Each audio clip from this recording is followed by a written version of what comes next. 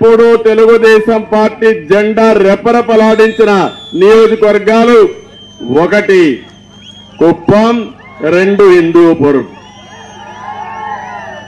1 మన నాయకుడు ఎన్టీ రామారావు గారు ప్రాతినిధ్యం వహించే నియోజకవర్గం, 2 మీ అందరి అభిమానంతో నేను గెలిచే నియోజకవర్గం ఈ 2. అందుకే తెలుగుదేశం పార్టీ సైకిల్కి తిరిగే లేదు. 7 ఎన్నికల్లో గెలిపించారు నన్ను, అంత మునుపు కూడా 2 ఎన్నికల్లో గెలిపించారు. అంటే ఇప్పుడు జరిగిన 9 ఎన్నికల్లో తెలుగుదేశం పార్టీ జెండా ఎగరేశారు. 10వ ఎన్నికల్లో కూడా తెలుగుదేశం పార్టీ జెండా ఎగరేయడానికి మీరు సిద్ధంగా ఉన్నారు. ఇది చూసినప్పుడు నేను ఎంతో ఆనందపడుతున్నా, గర్వపడుతున్నా. నేను ఇక్కడ కులం చూడలేదు, మతం చూడలేదు, వర్గాన్ని చూడలేదు. ప్రతి ఒక్క ఇంట్లో మీ కుటుంబ సభ్యుడిగా నేను ఉండాలి, మీ పెద్ద కొడుకుగా ఉండాలి, మీ బాధ్యత నేను తీసుకోవాలని ఆలోచించాను తప్ప ఇంకొక ఆలోచన లేకుండా పనిచేశాను. కొన్ని అనుభవాలు చూస్తే ఈ నియోజకవర్గంలో ఏ నాయకుడికి దక్కని గౌరవం దక్కింది. ఒకప్పుడు ఇంతవరకు నామినేషన్ వేయడానికి మీరు రావద్దని చెప్పిన ఏకైక నియోజకవర్గం కుప్పం. మేమున్నాం, మేము గెలిపించుకుంటాం. మీరు రాష్ట్రం తిరగండి, మళ్ళీ మీరు ముఖ్యమంత్రిగా రండి, ముఖ్యమంత్రిగానే కుప్పం అడుగు పెట్టమని మీరు కోరుతున్నారు. గతంలో కూడా అదే కోరారు. విరాళాలు వేసుకుని ఉండి పెట్టి నామినేషన్ వేసి ఎలక్షన్ ఎక్స్పెండిచర్ పెట్టిన నియోజకవర్గం ఎక్కడన్నా భారతదేశంలో ఉందంటే అది కుప్పం నియోజకవర్గం ఒకటే. ఇంకొక విషయం కూడా మీరు గుర్తుపెట్టుకోవాలి. తెలుగు జాతికి ప్రయోగశాల ఈ కుప్పం. ఎందుకు నేను ఈ మాట వాడుతున్నానంటే రాష్ట్రంలో ఏ పని చెయ్యాలన్నా ఆ స్ఫూర్తినిచ్చే ప్రజానీకం ఉండే నియోజకవర్గం ఈ కుప్పం. ఇక్కడి నుంచే ప్రారంభించాం. ప్రజల వద్దకు పాలన గాని, జన్మభూమి గాని, ఒక వెనుకబడిన నియోజకవర్గాన్ని అభివృద్ధి చేయడం గాని నాకు స్ఫూర్తినిచ్చిన స్ఫూర్తి ప్రదాతలు మీరేనని చెప్పి మరొకసారి మీకు తెలియజేస్తున్నా. మొత్తం నియోజకవర్గం అంతా కూడా తెలుగుదేశం పార్టీకి కంచుకోట అయి ముందుకు పోతా ఉంటే శాంతిపురం అభివృద్ధిలో మీరందరికంటే తెలివిగా ముందుకు పోతున్నారు. దానికి కూడా గర్వపడుతున్నా. అందుకనే మీరు ఒకసారి చూస్తే నేను మొట్టమొదటిసారిగా 25 ఏళ్లకు మునుపు ఇజ్రాయెల్ టెక్నాలజీ చెల్దిగానిపల్లిలో పెట్టామంటే అది తెలుగుదేశం పార్టీ దూరదృష్టి అని చెప్పి నేను మీకు తెలియజేస్తున్నా. ఆ రోజే నేను ఆలోచించాను, భగవంతుడు మనందరికీ, మన నియోజకవర్గానికి మంచి వాతావరణాన్ని ఇచ్చాడు. పాలార్ రివర్ ఉంది, బంగారు పండించే భూములున్నాయి, మంచి రైతాంగం ఉన్నారు. మీకు చేయూతనిస్తే ఏమైనా చేయగలుగుతారనే ఉద్దేశంతో నేను ఆ రోజు మొదటి ప్రాజెక్ట్ ని ఇక్కడికే తీసుకొచ్చా, ఇజ్రాయెల్ టెక్నాలజీ. కానీ తర్వాత వచ్చిన గవర్నమెంట్ ఏం చేశారో మీరే చూశారు. 2KR 3KR అన్ని పోయినాయి, గుండు సున్న పెట్టారు. ఆ తర్వాత నేను ఆలోచించాను, మైక్రో ఇరిగేషన్ ప్రాధాన్యత ఇచ్చి తుంపర్ల సేద్యం, బిందు సేద్యానికి ప్రాధాన్యత ఇచ్చాను. దానివల్ల 1 ఎకరాకు వాడే నీళ్లు 2.5 ఎకరాలు 3 ఎకరాలకు వాడారు. అదే మరిగా అధిక దిగుబడులు సాధించే అవకాశం వచ్చింది. అన్ని వాణిజ్య పంటలు, కుప్పంలో పండని పంటే లేదు, అన్ని పంటలు వస్తాయి.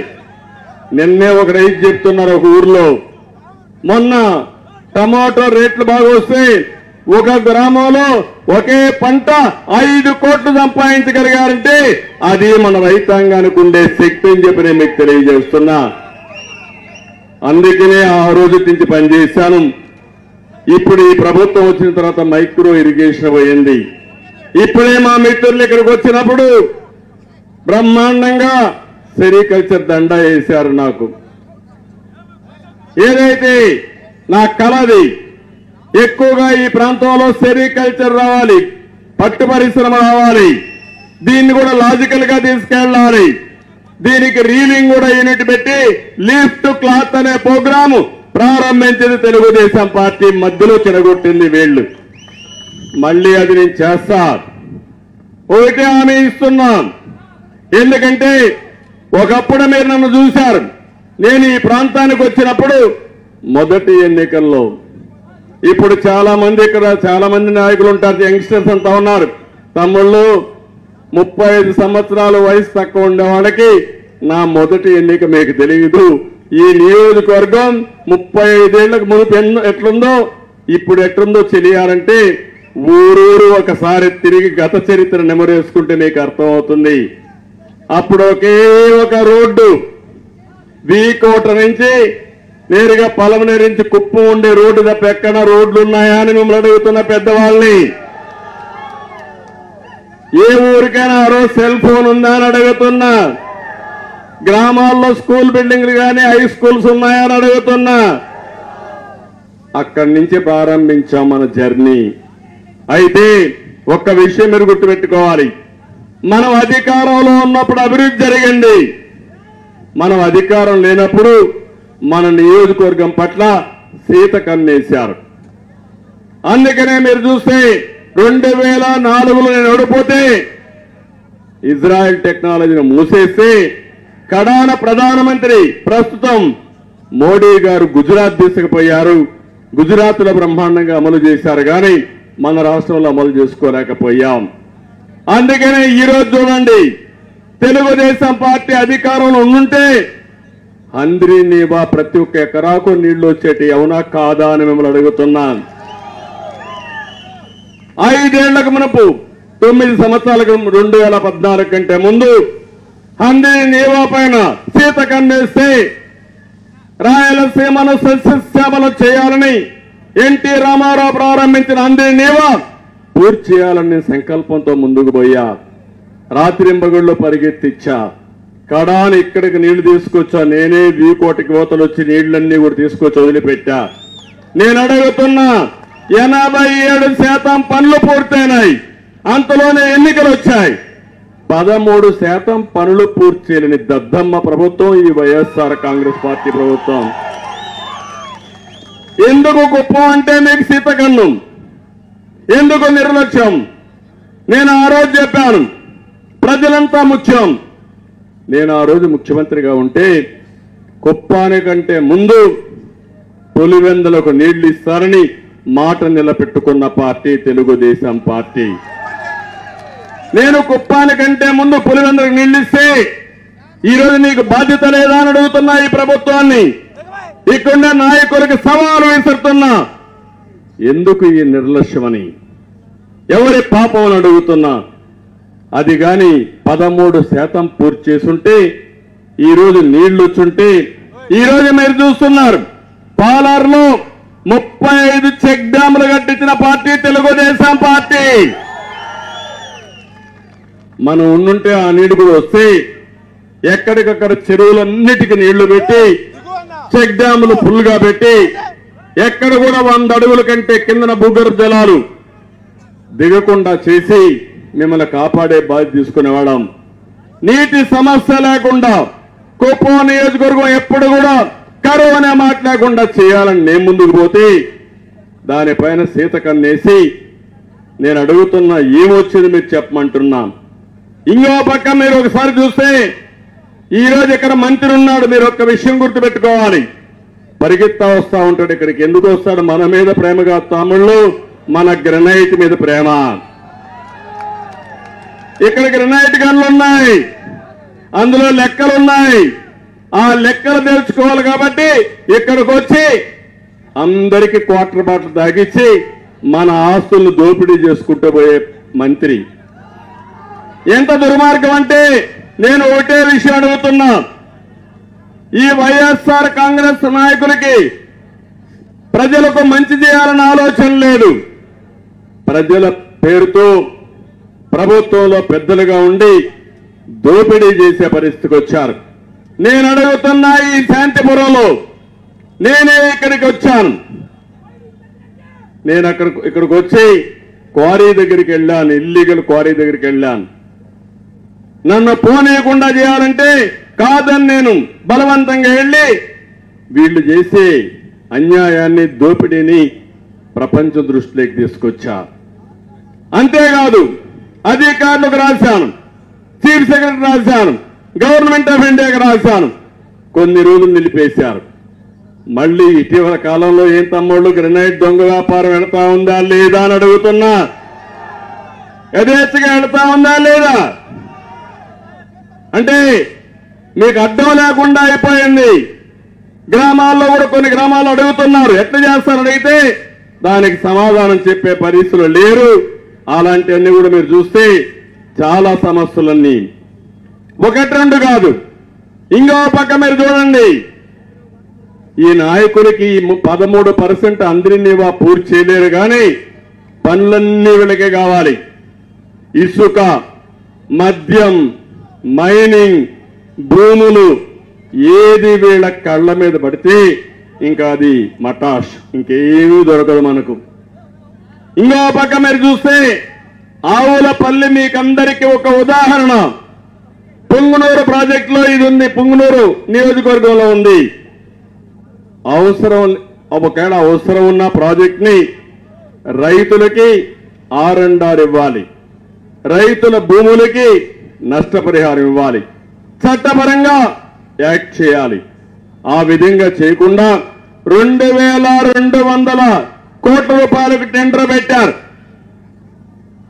ఏ మాత్రం ఆవులపల్లి కానీ, నేతిగుంటపల్లి కానీ, ముదివీళ్లకు కానీ అనుమతులే లేవు. ఏదైనా ఒక ప్రాజెక్టు కట్టాలంటే దీనికి కొన్ని ఎన్విరాన్మెంట్ క్లియరెన్స్ అని, అడ్మినిస్ట్రేటివ్ క్లియరెన్స్ అని డిపార్ట్మెంట్స్ అన్ని ఒప్పుకుంటేనే కట్టాల. అలాంటిది మొత్తం చేయకుండా అందరినీ బెదిరించి భయభ్రాంతులు చేసి ఆ ప్రాజెక్టు కడితే వాళ్ళు కోర్టుకు వెళ్లారు. రైతులంతా చందాలు వేసుకుని గ్రీన్ ట్రిబ్యునల్కి వెళ్లారు. వాళ్ళు ఇది అన్యాయం, చట్ట వ్యతిరేకం, ఇది చేయడానికి వీల్లేదు అని 100 కోట్ల రూపాయలు ఫైన్ వేశారు. కడాన సుప్రీంకోర్టు వరకు పోరాడారు. సుప్రీంకోర్టుకు పోతే ఇది అన్యాయం, ఇది కరెక్ట్ కాదని 25 కోట్ల రూపాయలు అడ్వాన్స్ కట్టండి, తర్వాత ఏం చేస్తాం కేసు విచారించి జడ్జిమెంట్ ఇస్తామన్నారు. అంటే ఒక వ్యక్తి దుర్మార్గానికి, అన్యాయానికి, అరాచకానికి ప్రజాధనం 25 కోట్లు పెట్టి రేపు ఇంకా పెట్టే పరిస్థితికి వచ్చారు. ఇదే వ్యక్తి GNSS కింద హంద్రి నివా కింద 5500 కోట్లు ఎనికే పన్నుని ఇచ్చారు. వీళ్ళు మామూలుగా తమ్ముళ్ళు దోపిడీ దొంగలు, వీళ్ళు గజ దొంగలు, వీళ్ళు రాష్ట్రాన్ని లూటీ చేయడానికే అధికారానికి వచ్చామని ఆలోచిస్తున్నారు తప్ప ప్రజల కోసం కాదని మీ అందరికీ విజ్ఞప్తి చేస్తున్నా. ఈ రెంటుల్లో చూస్తే దగ్గర దగ్గర 1500 కోట్ల రూపాయలు పని చేయకుండా డబ్బులు తీసుకున్నారు. నేను ఒకటే హామీ ఇస్తున్నా, ఏ ఒక్కడిని వదిలిపెట్టాను. మిమ్మల్ని అందరినీ బుక్కిన డబ్బులంతా కక్కిచ్చే బాధ్యత నాదని మీ అందరికీ హామీ ఇస్తున్నా. ఇక్కడ మన నియోజకవర్గం ఉంది, మీరు ఒకసారి చూడండి ఎన్ని అన్యాయాలు. ఇక్కడే ఇప్పుడు రాళ్ల బదుగూరు సాధు గ్రామం 35 ఎకరాలు డీకేటీ భూమి వైసీపీ నాయకులు కబ్జా చేశారు. అవునా కాదా అని అడుగుతున్నా మిమ్మల్ని. ఇవే కాకుండా 1-2 కాకుండా ఈరోజు ఇక్కడనే వైసీపీ మండల పార్టీ కన్వీనర్ బుల్లెట్ దండపాణి అంటే పెద్దగా పొడంగి నల్లగుట్ట దగ్గర 4 ఎకరాల ప్రభుత్వం కొట్టేశాడు. అబకల దొడ్డి దగ్గర ఈశ్వరుని దేవాలయం, తమ్ముళ్ళు దేవాలయాలకి దేవుడికే దిక్కు లేకుండా చేస్తున్నారు ఈ దుర్మార్గులు. అక్కడ కబ్జా చేశారు భూమి అంతా. ఇంకో పక్క ఎంపీ నిధులతో బస్ షెల్టర్ కడితే వీళ్ళ భూమికి జాగా కావాలని ఈ మండల కన్వీనర్లంతా ఆ బస్ షెల్టర్ కొట్టేసే పరిస్థితికి వచ్చారు. ఇంకో పక్క చెంగుబల్ల పంచాయతీలో పొలానికి దారి కోసం వీళ్ళందరినీ చూసి చెరువు కూడా షెడ్ నిర్మించి మొత్తం వీళ్ళు ఇష్ట ప్రకారం చేసే పరిస్థితికి వచ్చారు. 7వ మైలు పక్కనే 6.65 సెంట్ల భూమిని స్వాధీనపరుచుకుని షాపింగ్ కాంప్లెక్స్ కట్టేశారు. ఇంకో పక్కన మీరు చూస్తే ఏపీఐఏసి గోకుల్ దాస్ గార్మెంట్స్ కి ఇచ్చిన 4 ఎకరాల 60 సెంట్లు 17 మంది వైసీపీ నాయకులు కబ్జా చేసే పరిస్థితికి వచ్చారు. ఊర్లో ఉన్నంత వ్యతిరేకించి కలెక్టర్ దగ్గరిపోయే పరిస్థితికి వచ్చారు. సోనిశెట్టి గారి పనిలో వైసీపీ నాయకులు అక్రమైనింగ్ చేసి ప్రజలే తిరుగుబాటు చేసి అడ్డుకునే పరిస్థితికి వచ్చారు. అంటే మీరు ఒక్క విషయం గుర్తుపెట్టుకోవాలి, నా జీవితంలో ఎప్పుడు నేను ఊహించలేదు మన నియోజకవర్గం ఒక ప్రశాంతమైన నియోజకవర్గం అవునా కాదా అని మిమ్మల్ని అడుగుతున్నా. ఒకప్పుడు నేను ఒక మాట చెప్పేవాడిని, ఏ నియోజకవర్గంలో అయితే పోలీస్ స్టేషన్ కోర్టుకు పోయే పని లేని నియోజకవర్గం ఆనందంగా ఉంటారని. ఈరోజు 30 సంవత్సరాలు ఎప్పుడైనా మీకు ఇబ్బందులు కలిగించానా అని మిమ్మల్ని అడుగుతున్నా. ఏ ఒక్క వైసీపీ నాయకుడికైనా సరే ఎక్కడైనా ఇబ్బంది వచ్చిందా అని నేను అడుగుతున్నా. ఆ రోజు కాంగ్రెస్ పార్టీలో ఉండే నాయకులు ఆలోచించండి, మీకు ఇబ్బంది వచ్చిందా అని నేను అడుగుతున్నా. 5 ఏళ్ల తమ్ముడు ఏం జరిగింది నియోజకవర్గంలో? రౌడీజం పెరిగిందా లేదా? భూ కబ్జాలు పెరిగాయా లేదా? గ్రనైట్ దొంగ వ్యాపారం పెరిగిందా లేదా? మాట్లాడితే తాగేసి వస్తారు, క్వార్టర్ బాటిల్ ఇప్పిస్తారు, అది నాసిరకం బ్రాంది, అది తాగతారు, ఇంకా వాడి ఆరోగ్యం పోయింది, మనకు శాంతి లేదు. అవునా కాదా? యువతను పెడదారిని పట్టించారు. నేను ఒకటే ఆలోచించాను, యువతను ముందుకు తీసుకుపోవాలని నేను ఆలోచిస్తే వీళ్ళు పెడదారిని పెట్టే పరిస్థితికి వచ్చారు. నేను అందుకనే మిమ్మల్ని కోరేది ఒకే ఒక విషయం, ఈ రోజు నేను ఒకటే హామీ ఇస్తున్నా, ఇక్కడ అభివృద్ధి అంతా మనమే చేశాం.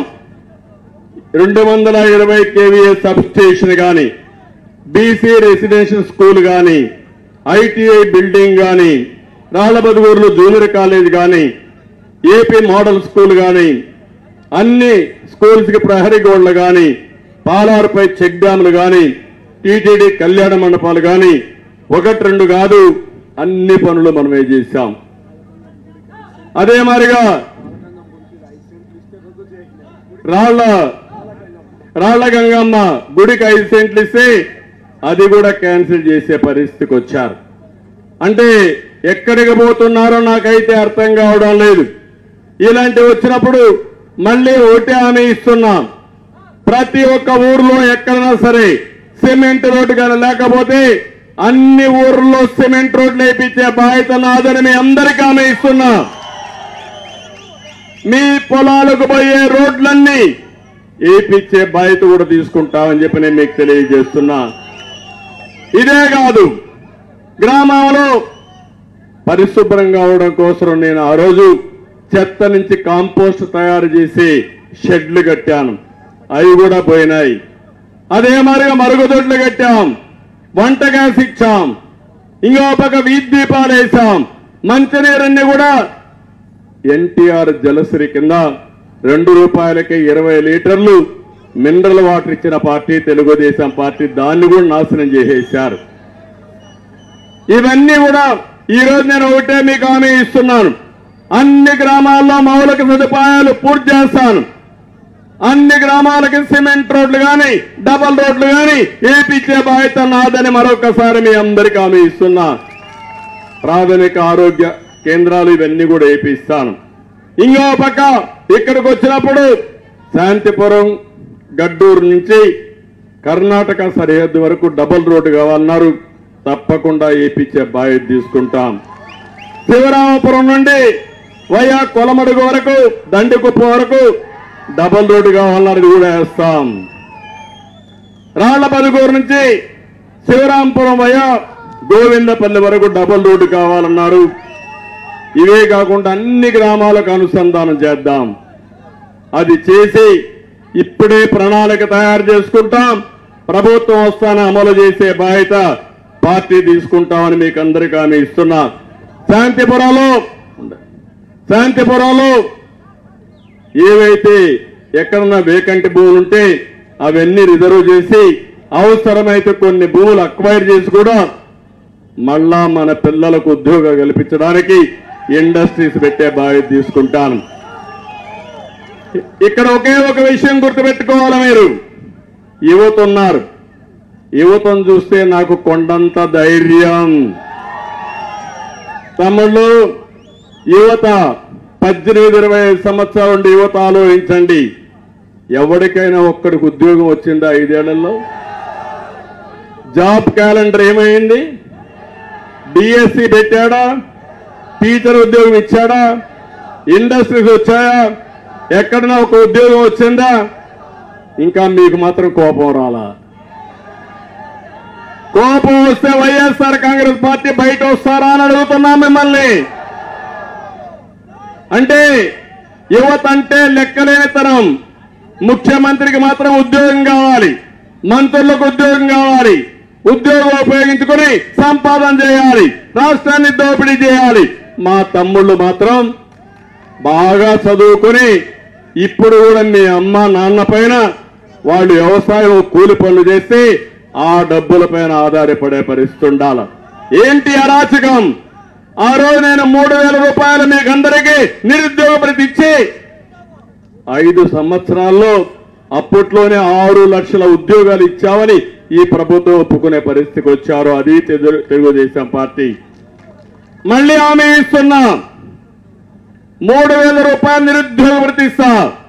అంతేకాదు సంవత్సరం 4 లక్షల మందికి 5 ఏళ్లలో 20 లక్షల ఉద్యోగాలు ఇచ్చే బాధ్యత తెలుగుదేశం పార్టీ తీసుకుంటాం. తమ్ముళ్ళు అడుగుతున్నా, జాబు రావాలంటే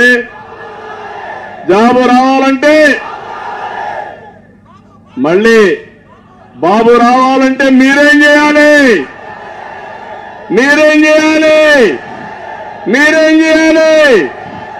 100 రోజులు మీరు సైకిల్ ఎక్కండి, గ్రామం తిరగండి. ఏదైతే ఫ్యాన్ ఉందో దాన్ని చిత్తుగా కొట్టండి. ఆ తర్వాత ఏ విధంగా మీ భవిష్యత్తు తీర్చిదిద్దాలో దిద్దే బాధ్యత నాదని మీ అందరికీ హామీ ఇస్తున్నా. ఇక్కడ ఇంకో పక్క రైతులు ఉన్నారు. ఈ మండలంలో ఎక్కువ వాణిజ్య పంటలు వేస్తాం. అందుకే హామీ ఇస్తున్నాం, వచ్చిన వెంటనే అందరి నీవా నీళ్లు తీసుకొచ్చే బాధ్యత నాది. ప్రతి ఒక్క చెరువుకు నీళ్లు ఇస్తాం. ఎక్కడన్నా కొన్ని బయటకు పోకపోతే అదనంగా లిఫ్ట్ ఇరిగేషన్లు పెట్టి అన్ని చెరువులకు నీళ్లు ఇచ్చే బాధ్యత, ప్రతి ఒక్క ఎకరాకు సాగునీరు ఇచ్చే బాధ్యత తెలుగుదేశం పార్టీ తీసుకుంటాం. ఇది కాకుండా వాణిజ్య పంటలు పండిస్తాం, మార్కెట్ వ్యవస్థ ఎస్టాబ్లిష్ చేస్తాం, ప్రాసెసింగ్ యూనిట్లు పెడతాం. ఫైనల్ గా మీరు చూస్తే ఇక్కడ ఒక మార్కెట్ యార్డ్ కావాలన్నారు. అవసరమైతే వాణిజ్య పంటలన్నిటికీ ఒక మార్కెట్ యార్డ్ పెట్టి ఇక్కడి నుంచి ఎగుమతులు ఏ విధంగా చేయాలో చేస్తాం. ఇక్కడనే విమానాశ్రయం 100 కోట్ల రూపాయలు మళ్ళా దాన్ని కడతాం. కట్టి మీరు ప్రయాణానికి వెళ్ళాలన్నా లేకపోతే కార్గో పెట్టి మీరు పండించిన పంటలు ప్రపంచం మొత్తం పంపించాలన్నా ఏర్పాటు చేసే బాధ్యత తెలుగుదేశం పార్టీ తీసుకుంటాం. మళ్ళీ రైతు రాజ్యం వస్తుంది, రైతే రాజు అవుతాడు. అన్నదాత కింద ప్రతి ఒక్కరికి 20,000 రూపాయలు సంవత్సరానికి ఇచ్చే బాధ్యత నేను తీసుకుంటా. మళ్ళా డ్రిప్ ఇరిగేషన్ ఇస్తా. మళ్ళీ రైతు చేసే వ్యవసాయానికి అండగా నేను ఉంటానని మీ అందరికీ హామీ ఇస్తున్నా. ఇంకో పక్క బండపల్లి 66, 64 పెద్దూరు, రాళ్ల బదుగూరు, కోనేరు కుప్పం ప్రాంతాల్లో ఎక్కువ గ్రనైట్ ఉంది. నిన్న మొన్న అడుగుతున్నారు, ఒక ఆయన ఒక సజెషన్ ఇచ్చాడు. ఏదైనా కానీ ఈ గ్రనైట్ అంతా హిస్టారికల్ గా మాన్యుమెంట్స్ అన్ని మంచి ఆర్కిటెక్చర్ను తయారు చేసి కళలుండే వ్యక్తులు మన కుప్పంలో ఉన్నారని, దీనికి గాని మంచి సైట్ ఇస్తే అక్కడనే తయారు చేసి మార్కెట్ చేసుకుంటారని ఇప్పుడు అన్నారు. నేను ఒకటే చెప్తున్నా, దొంగలిచ్చిన దొంగల యొక్క లెక్కలు కక్కిస్తా. వీళ్ళు ఏం చేయాలో మళ్ళా రికవర్ చేపిస్తా. ఆ మంత్రిని కూడా హెచ్చరిస్తున్నా, నీ ఇష్ట ప్రకారం చేయడం కాదు, ఈ రోజు నీడి రేపు ప్రజలది. ఆ ప్రజా ప్రభుత్వంలో నిన్ను శిక్షించే బాధ్యత తెలుగుదేశం పార్టీ తీసుకుంటామని కూడా చెప్తున్నా. ఇక్కడ ఇది మళ్ళీ గ్రనైట్ కు పూర్వ వైభవం తీసుకొస్తాం. స్థానికంగా ఉండే వాళ్లే పనులు చేసుకుంటూ చేస్తాను. ఇక్కడ ఈ రోజు నేను ఒక స్టేట్మెంట్ చూశాను. జనార్దన్ నాయుడుని ఒక ఆయన పక్క ఉండి ఇక్కడ కూడా ఒక షాప్ ఉంది, ఆయనకు ఒక గ్రనైట్ ఇది ఉంది.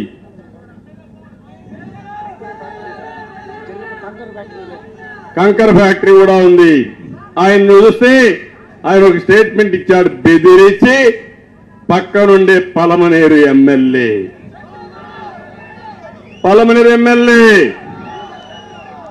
లాగేసుకున్నాడా లేదా? లాగేసుకుని ఇక్కడే ఉన్నాడు. ఈయనే వద్దులా ఆయన చూడండి మీరు. ఆయన బాధ నేను చెప్పుకుంటే పేపర్లో చూశా నేను. ఏం తమ్ముడు, ఆయన ఆస్తి కొట్టేయడం తప్ప రైటా? ఒప్పుకుంటారా మీరు? రేపు మీ ఆస్తి కూడా మరి కొట్టేసి ఏమవుతారు మీరు? కడాన కొట్టేసి వాళ్లే చేసుకుని కరెంటు బిల్లుని పంపించారు.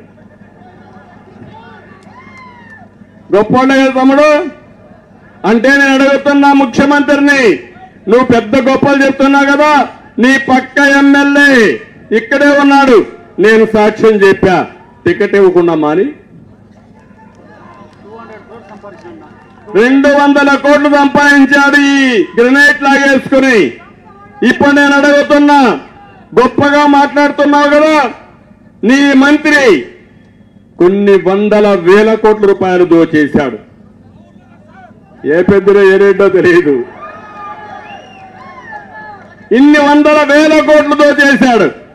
ఆయన ఇంట్లో ఒక ఎంపీ, ఒక ఎమ్మెల్యే, ఒక మంత్రి. ధైర్యం ఉందా అని ముఖ్యమంత్రిని అడుగుతున్నా, నేను తీసేస్తావా అని అడుగుతున్నా. గట్టిగా చెప్పండి, తీసేయాలా లేదా? చప్పట్లు కూడా చెప్పండి తీసేయాలంటే. అంటే నీ భాగస్వాములకు మాత్రం, నీ వాటా అంటే కమిషన్ ఏజెంట్లకు మాత్రం ఏమి చేయవు. పేదలు పరుస్తావు. నేను అడుగుతున్నా, ఈరోజు ఎమ్మెల్యేలు చెడిపోయారంటే, ప్రజా దోహులుగా మారారంటే, ప్రజల్ని దోచుకున్నారంటే దానికి కారణం ఎవరు? కారణం ఎవరు? కారణం ఎవరు? మారాలి రాష్ట్రంలో ఎవరు మారాలి? పైకోపోవాలి. ఏంటి టెన్షన్? నాకు అనిపిస్తుంది, నిన్న చూశాను సాక్షి విలేకరి, సాక్షాత్తు సాక్షి విలేకరులు హెచ్చర్లో ఎమ్మెల్యే కిరణ్ కుమార్ వేధిస్తున్నాడని ఆత్మహత్య చేసుకుని చనిపోయాడు. ఎవరో కాదు, సాక్షి విలేకరే. ఇంకో పక్క కాళహస్తి ఎమ్మెల్యే పిఏ, ఆ పిఏ ఆత్మహత్య చేసుకున్నాడని చెప్తున్నారు కానీ ఆత్మహత్య హత్య తెలియదు. వాటాలు కుదరనందువల్ల ఎక్స్పోజ్ అయిందని వల్ల మనిషి ఎగిరిపోయాడు.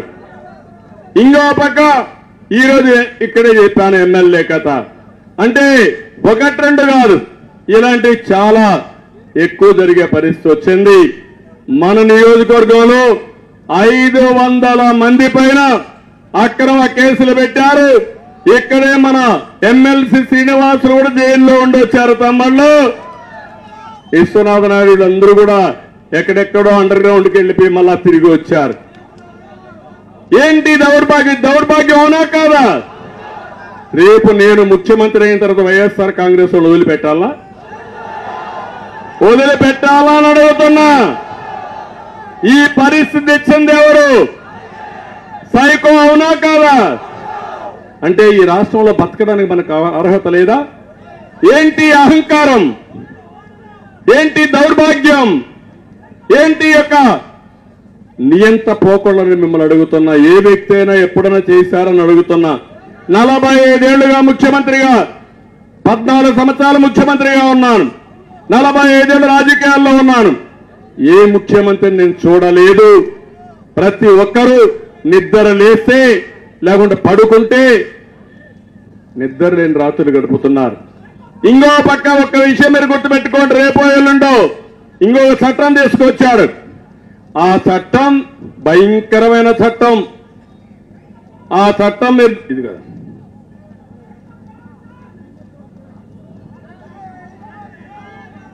ఈ చట్టం మీరు ఒకసారి చూస్తే ఇది the Andhra Pradesh land titling act 2022.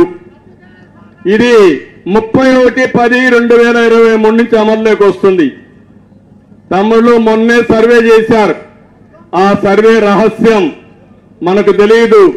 మీ భూమి మీ పేరుతో ఉందా లేకుంటే వైఎస్ఆర్ కాంగ్రెస్ నాయకుల పేరుతో ఉందో తెలియదు. ఆ పరిస్థితికి వచ్చేసాం. ఈ చట్ట ప్రకారం అన్ని టైటిల్ డీడ్స్ పోతాయి, ROR పోతుంది, ఉండే వ్యవస్థ పోతుంది, కొత్త వ్యవస్థ పెడతానంటున్నాడు. వ్యవస్థను పెట్టి కడాన మీ భూమి కొట్టేయాలంటే వైఎస్ఆర్ కాంగ్రెస్ నాయకులు ఈజీగా కొట్టేస్తారు, నెంబర్ మారుస్తారంతే. మీరు నిద్రలేసి చూసుకుంటే అది కూడా మీకు తెలియదు. 22A అంటారు, అంటే ఇది ప్రభుత్వ భూమి. అక్కడి నుంచి వస్తాడు బ్రోకర్ వస్తాడు, ఇది ప్రభుత్వ భూమి కాదు, నేను ఇప్పిస్తా నీకు, నాకు వాటా ఎంత ఇస్తావు అంటే. ఒక్క విషయం మీరు గుర్తుపెట్టుకోవాలి, ముఖ్యమంత్రిగా నాకు ఒక అనుభవం ఉంది. నేను తెలంగాణ ఆంధ్రప్రదేశ్ సమైక్యంలో చూశాను. తెలంగాణలో ఉండే టైటిల్ డీడ్స్ అన్ని భూములకి చాలా డిస్ప్యూట్ ఉంటాయి, ఆంధ్రప్రదేశ్లో పర్ఫెక్ట్ గా ఉంటాయి. దానికి కారణం ఇక్కడ బ్రిటిష్ పాలన, అక్కడ నిజాం పాలన. నిజాం పాలనలో ఒకే భూమి 3-4 పేర్లతో రాసేసేవాళ్ళు.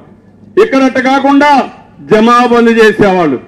సంవత్సరానికి ఒకసారి KMలు VMలు కూర్చొని జమాబందీ చేసి మన భూమి మంది అని సర్టిఫికెట్ చేసేవారు. అది చూసిన తర్వాత ఎన్టీ రామారావు గారు ఆలోచించి, నా భూమికి నేను శిస్తు కట్టడం ఏంటి, స్వతంత్ర భారతదేశంలో అవసరం లేదు, భూమి శిస్తు రద్దు చేస్తా, గ్రామాధికారులు రద్దు చేస్తా అని రద్దు చేసిన పార్టీ తెలుగుదేశం పార్టీ. ఇప్పుడు ఆ వ్యవస్థను రద్దు చేస్తే ఈ సైకో జగన్మోహన్ రెడ్డి వచ్చి కొత్త వ్యవస్థను చేస్తాడంట. అంటే ఆయన గుప్పిట్లో పెట్టుకుంటాడు, నాకు ఓటేస్తే నీ భూమి నీ పేరుతో ఉంటుంది, నాకు వాటా ఇస్తే నీ భూమి నీకుంటుంది, నాకు వాటా ఇవ్వకపోతే నీ భూమి నా చేతుల్లో లెక్కలు మారిపోతాయి అనే పరిస్థితికి వచ్చాడు. ఒక్కసారి చదవండి ఈ యాక్ట్ ని. ఏదైనా ఇంత భయంకరమైన యాక్ట్ వచ్చినప్పుడు, ఒక నల్ల చట్టం వచ్చినప్పుడు 10 మందితో చర్చించాలా. నాకే తెలియదు, చూస్తే భయం వేస్తా ఉంది. రేపు రాబోయే రోజుల్లో ఇప్పుడు జయరామరెడ్డి చెబుతున్నాడు ఏంటి, రీసర్వే చేసిన తర్వాత నోటీసులు ఇవ్వకుండా మీ లెక్కలు రాసేశారు. అంటే ఇప్పుడు మీకు నాది ఇది కాదు, నాది అని చెప్పాలంటే మీకు అధికారం లేదు. అంటే అక్కడి నుంచి అందరినీ పట్టుకొని వెళ్ళాలి. ఇప్పుడు ఇదన్నీ సబ్ కలెక్టర్ కూడా లేదు, కోర్టు కూడా లేదు, అందరూ హైకోర్టు వరకు పోవాలి. హైకోర్టులో కేసులు నీళ్లు పడతాయి, మీకు అర్థం కాదు.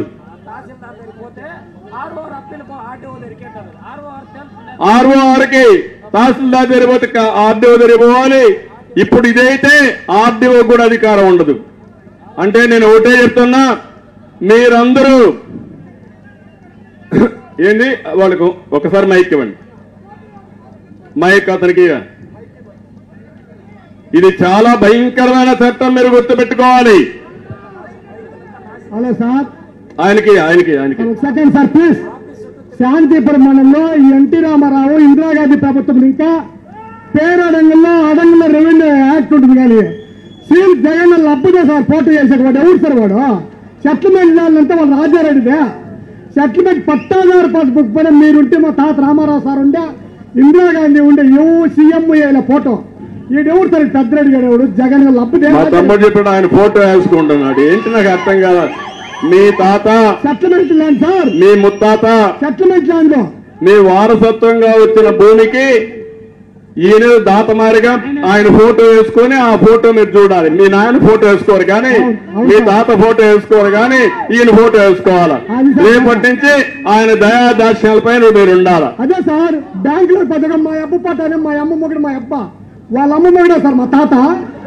వాడెవరు సార్? అదే జరుగుతామండి. ఇప్పుడు చాలా భయంకరమైన పిచ్చి రాజ్యం వచ్చింది. పిచ్చోడు చేతుల్లో రాయి ఉంటే ఏం జరుగుతుంది తమ్ముళ్ళు? మిమ్మల్ని వేస్తాడు, నన్నైనా వేస్తాడు, అతను కొట్టుకుంటాడు. ఆ పరిస్థితి మీరు తీసుకురావాలి. ఇప్పుడు దగ్గర పెట్టుకోండి. పట్టాదారు పాస్బుక్ ఇచ్చినారు వాళ్ళు ఏం చేస్తున్నారంటే సర్వేకి వచ్చినారు. మొత్తము జగనన్న రాళ్ళు వేసినారు. జగనన్న పేరు వేసేసి సర్వే రాళ్ళు వేసేసినారు.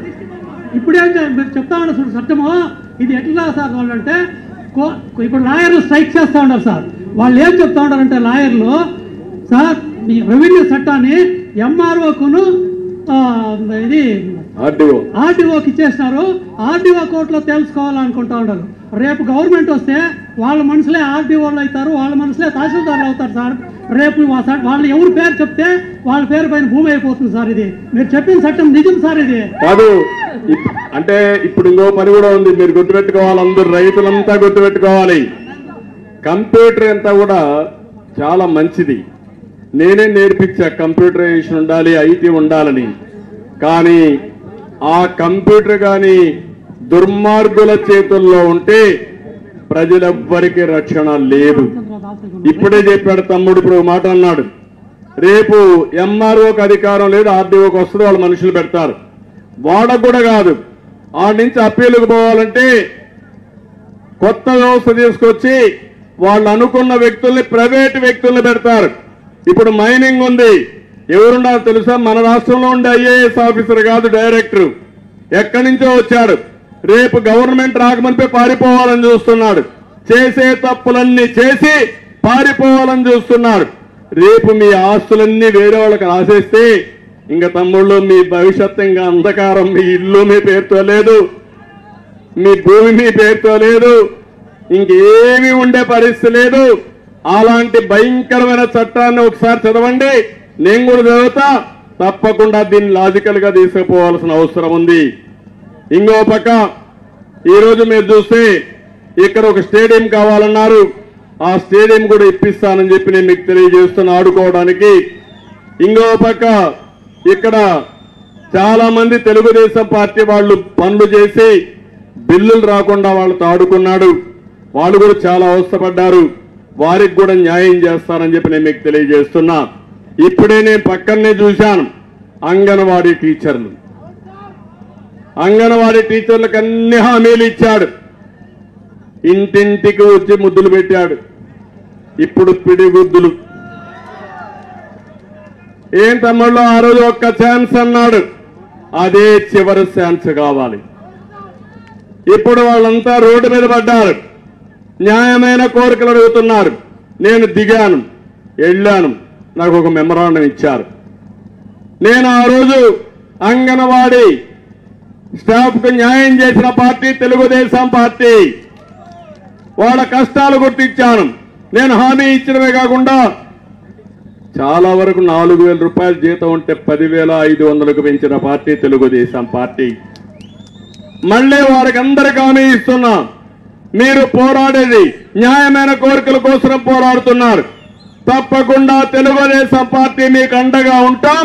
రేపు ప్రభుత్వం వస్తుంది, మీ సమస్యల పరిష్కారం చేసే బాధ్యత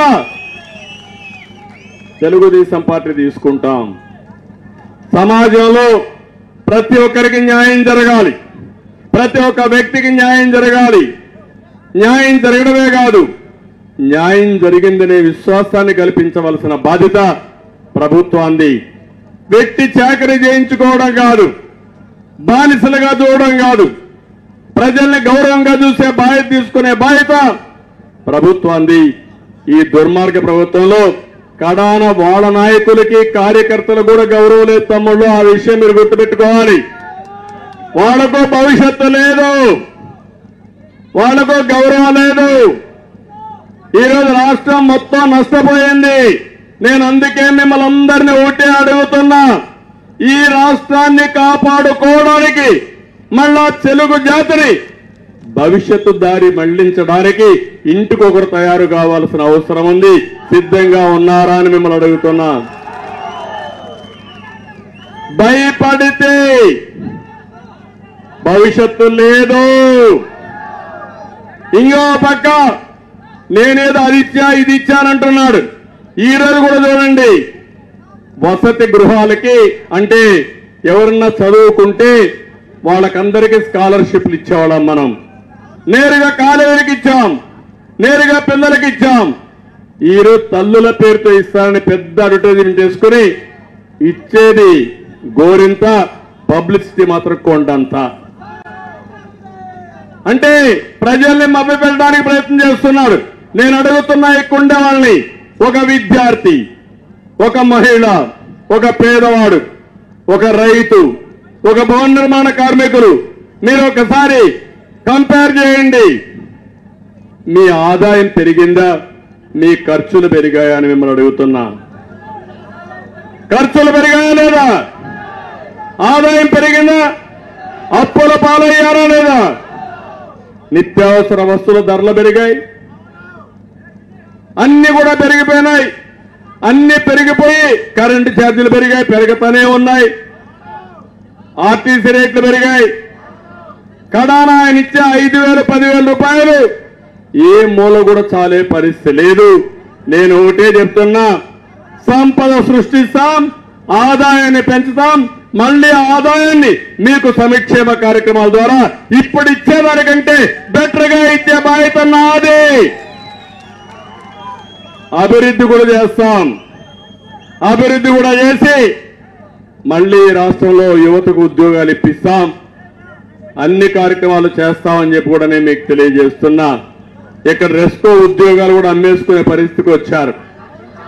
1-2 కాదు, ఇంకన్నీ, ఇంకేమి 20 లక్షలు 10 లక్షలు అమరుగా. కడాన మీరు చూశారు, గంగమ్మ గుడి చైర్మన్ పోస్ట్ కూడా అమ్ముకుంటే డబ్బులు అడిగితే అతను ఇవ్వలేక పోస్ట్ పోయి కడాన రైలు కింద పడి చనిపోయే పరిస్థితి వచ్చాడంటే అరాచకానికి పరాకాష్ట కాకుండా ఏంటో ఒక్కసారి ఆలోచించండి. అందుకే ఇలాంటి దుర్మార్గులు ముఖ్యమంత్రికి కాదు, రాజకీయాలకే అర్హత లేదు. నేను ఒకటే చెప్తున్నా, కులం లేదు, మతం లేదు, ప్రాంతం లేదు, రాష్ట్రం అంతా ఈ ప్రభుత్వ బాధితులే మీరందరూ. అందుకే ఒకే మాట, ఈ 3 నెలలు 100 రోజులు వైసీపీ పోవాలి, రాష్ట్రం బాగుపడాలి, సమాజాన్ని ముందుకు తీసుకుపోవడం కోసం ప్రతి ఒక్కరూ ముందుకు రావాల్సిందిగా నేను కోరుకుంటూ, మరొక్కసారి ఈ రోజు మీరు చూపించిన అభిమానం, నేను ఒక మెసేజ్ ఇవ్వాలనుకున్నాను. మళ్లీ చెప్తున్నా, 35 సంవత్సరాలు ఏ విధంగా అభివృద్ధి చేశానో రాబోయే 5 సంవత్సరాలు అంత అభివృద్ధి చేసి మీ రుణం తెచ్చుకునే బాధ్యత నాది. దీనికి ప్రత్యేకంగా ఒక ప్రణాళిక తయారు చేస్తా, ఆ ప్రణాళిక అమలు చేస్తా, ప్రతి ఒక్క ఇంటి విషయాలు ఆలోచిస్తా. సమాజమే కాదు, 10 రూపాయలు ఇచ్చేసి వదిలిపెట్టడమే కాకుండా పేదవాళ్ళకు అండగా ఉండి